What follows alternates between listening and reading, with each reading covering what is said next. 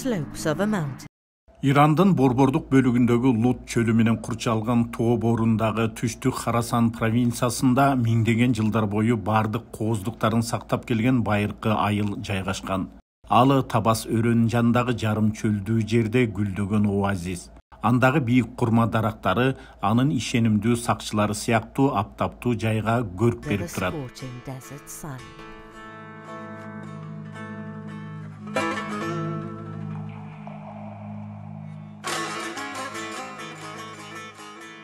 This is Naiband. Naiband чөлдүү жердеги керемет. Ал бир эле учурда жашыл шибер менен чөлдүн, жымжыртык менен шаңдын гармониялуу айкалышы.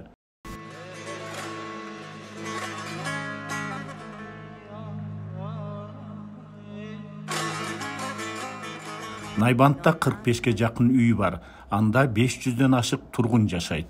Бардык үйлөрдүн чатырлары пальма, томайрес жана башка жергиликтүү аймакта өскөн жыгачтардан жасалып, алардын дубалдары саман жана ылай кирпичтен тургузулган. Адатта бийиктиги 2-3 кабат төмөнкү үйдүн чатыры, жогорудагы үйдүн бакчасы. Адамдар бул үйлөрдө ынтымакта, чогуу, оңой эле жашашат. Найбанддын кызыктуу архитектурасы аймакка мүнөздүү элементтер менен толукталган.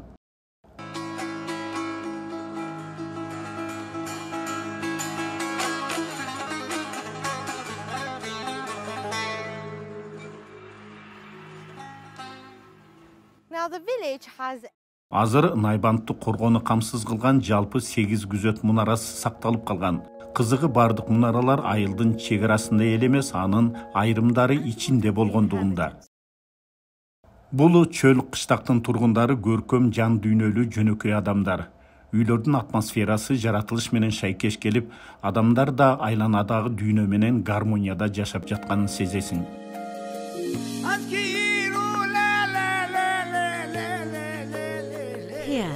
Жергиликтүү айымдары току өнөрү менен алектенишет. Алар бул искусство пальма дарактарынын белеги деп эсептешет.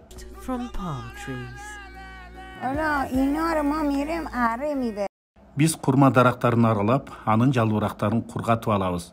Токуганга катуу болбошу үчүн кийин аларды сууга салып жибитебиз. Андан соң аларды токуп, курч учтарын кайчы менен кесебиз.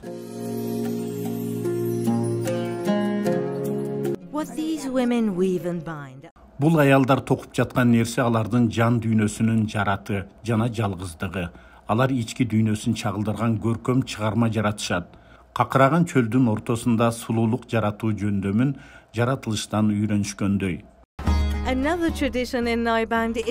Найбанддын дагы бир салты ширея хорма же курма сиробун жасоо.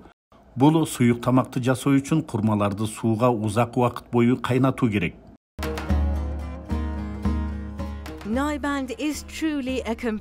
Найбанд туристтик жай. Анын айланасындагы тоолордо ысык булактар абдан көп. Бул жайда сейилдөө адамды эс алдырып, мээни сергитип, оң энергия топтоого жакшы жардам берет. Бул жердеги мемиреген тынчтык, кооз жана тарыхый кенен жерлер кимди болбосун да өзүнө тартат. Бул аймакта атайын мечиттер, чоң-чоң тарыхый сепилдер, байыркы ата-бабалардын үйлөрү жана бакчалары жок болсо да, Найбанддын өзү негизги тартуу болуп эсептелет. Андыктан Иранга келсеңиз, бул аймакка сөзсүз келип кетиңиз.